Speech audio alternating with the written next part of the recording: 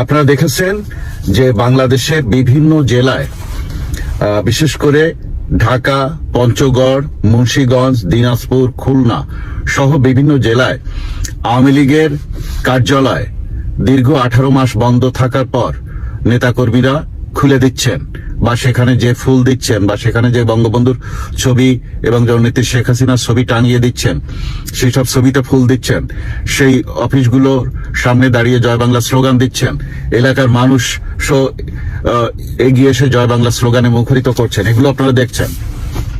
এবং মোটামুটি আওয়ামী লীগের নেতাকর্মীদের মধ্যে একটি জাগরণ বা আগ্রহ তৈরি হয়েছে। এর মধ্যে ঢাকায় বঙ্গবন্ধুর বাসভবনে ফুল দিয়ে শ্রদ্ধা জানাতে যে ঢাকা বিশ্ববিদ্যালয়ের অধ্যাপক ডক্টর এ.কে.এম. জামাল উদ্দিনকে গ্রেফতার করেছিল পুলিশ, তারপর তাকে ছেড়ে দিয়েছে।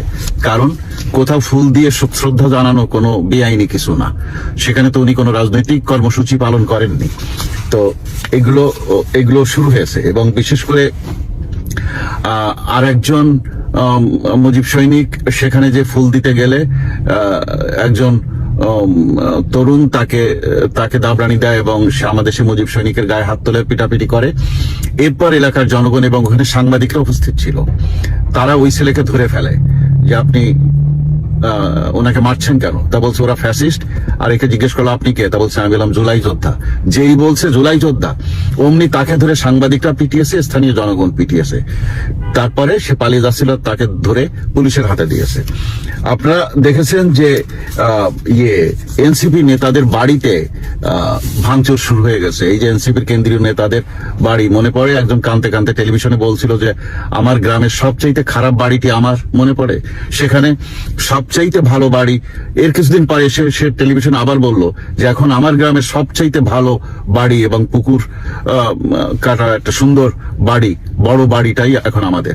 সেই বাড়ি কিন্তু বিক্ষুব্ধ জনগণ ভেঙে দিয়েছে, সমস্ত জানলা দরজা খুলে নিয়ে চলে গেছে সাধারণ মানুষ। বিএনপির কেন্দ্রীয় নেতাদের বক্তব্যে এবং এমনকি সালাউদ্দিন সাহেব বা নজরুল ইসলাম সাহেব যে প্রেস কনফারেন্স করলেন, বিএনপির কেন্দ্রীয় নেতা, তারা কিন্তু পরিষ্কার যেসব পয়েন্ট তুলে ধরলেন তাতে কিন্তু বোঝাই যাচ্ছে জুলাই সনদ ঝুলে যাচ্ছে, জুলাই সনদ সহসা হবে না। এই মুহূর্তে বিএনপি হয়তো কিছু কৌশলী পদক্ষেপ নেবে, তারপর শপথ গ্রহণটা শেষ হলে তারা আসলেই মানে সংসদের বাইরে কোনো সিদ্ধান্ত নেবে না, এটা পরিষ্কার হয়ে গেছে। এখন আপনারা কতগুলো বিষয়, আমি কিছু প্রমাণ আপনাদেরকে দিচ্ছি যে দেখুন কি পরিমাণ 2 নম্বর ভোট হয়েছে। রাজশাহী 4 আসনে 244% ভোট কাস্ট হয়েছে। তার মানে যেখানে 100 জন ভোটার সেখানে ভোট দিয়েছে 244 জন। এমনকি কোন এলাকায় মৃত মানুষরাও ভোট দিয়েছে, সেটা দেখা যাচ্ছে যে ভোটার লিস্টে। আপনার নেত্রকোনা 3 আসনে হ্যাঁ ভোটের সংখ্যা মোট ভোটারের সংখ্যা থেকে অনেক বেশি হয়ে গেছে। আপনি স্ক্রিনশট নিতে পারেন, এগুলো সবই প্রমাণ। মোট ভোটের সংখ্যা হলো 4,20,000 আর হ্যাঁ ভোটের সংখ্যা পড়ছে 5,02,000। এই দেখুন স্ক্রিনশট নিন। এইভাবে 2 নম্বর গিরি করা হয়েছে নির্বাচনের নামে। নেত্রকোনা 3 আসনের ঘটনা তো আপনারা দেখলেন। এখন এই যে সব জায়গায় পিটাপিটি শুরু হয়েছে, এটা নিয়ে আপনার কি বলবেন? শফিক তিনি বলছেন যে দেশব্যাপী যা হচ্ছে আমি এটাকে মব বলছি না, আমি এটাকে প্রেসার গ্রুপ বলছি, মনে পড়ে? তা এখন তো সারা দেশে আপনার জুলাই যোদ্ধাদের পিটানো শুরু হয়ে গেছে, তার মানে এটা প্রেসার গ্রুপ, কি বলেন? আপনার প্রধান উপদেষ্টাকে যেন দুর্নীতি মামলায় গ্রেফতার করা হয় এবং উপদেষ্টাদের কাউকেই যেন ছাড় না দেওয়া হয়, এগুলো বিএনপির পক্ষ থেকে দাবি তোলা হচ্ছে। হ্যাঁ, বিএনপির নেতা মোশাহিদ ঠাকুর বিএনপি নেতা, তিনি দাবি তুলেছেন টেলিভিশন সাক্ষাৎকারে। তো এখন কিন্তু অনেক কিছুই ঘটবে। এখন আপনাদেরকে ধরে অ্যারেস্ট করাতে হবে। এই যে ছেলেটা বলেছিল যে কি মানুষ পুলিশ না পোড়ালে, পুলিশ না মারলে বা থানা না পোড়ালে আমরাই তো পড়িয়াছি। এরা কিন্তু আত্মস্বীকৃত অপরাধী, এদেরকে এখন ধরে ধরে আইনের আওতায় আনুন, এরা কিন্তু কোথাও যেন পালাতে না পারে। শীঘ্রই কিন্তু এদের সবাইকে অ্যারেস্ট করা হবে। এবং এই যে ছেলে থানায় উপস্থিত হয়ে বলেছিল যে আমি পুলিশ পুড়িয়ে ঝুলিয়ে রেখেছি ইত্যাদি, মনে পড়ে নিশ্চয়ই সিলেটের এই ছেলেটা। কেউ কেউ বলছেন যে সে অ্যারেস্ট হয়েছে, আবার কেউ কেউ বলছেন গোয়েন্দারা তুলে নিয়ে গেছে, বা কিন্তু অফিসিয়াল তাকে অ্যারেস্ট দেখানো হয়নি, কিন্তু সে পুলিশের হেফাজতে আছে ইত্যাদি। এটা যেন পালাতে না পারে। আমি স্যালুট জানাতে চাই যে কয়েকজন রিক্সা শ্রমিক এবং সাধারণ শ্রমিকরা আমাদের আওয়ামী লীগের কেন্দ্রীয় কার্যালয়ের সামনে যে জাতীয় পতাকা তুলে উড়িয়ে এবং সেখানে স্যালুট দিয়ে এবং জাতীয় সঙ্গীত গেয়ে আমাদের কেন্দ্রীয় অফিসের সামনে এই প্রোগ্রাম করে এসছেন, এবং তাদেরকে আমি ধন্যবাদ জানাই। এখন মূল ব্যাপারটা হলো যে জামাত এবং এনসিপি খুব তারা আগ্রহী জুলাই সনদ বাস্তবায়ন হবে। জুলাই সনদ বাস্তবায়ন হলে পিআর পদ্ধতিতে আসন বিন্যাস হবে সেই আপার হাউজে, যেখানে বর্তমান যেভাবে সংসদ চলে সেটাকে ওরা বলছে লোয়ার হাউস।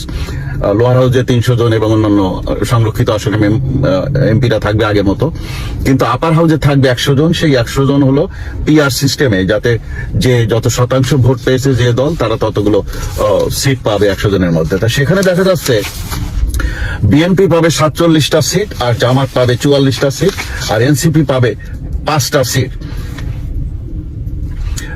তাতে দেখা যাচ্ছে বিএনপি যতগুলো পাচ্ছে তাতে জামাত এনসিপি বেশি পেয়ে যাচ্ছে।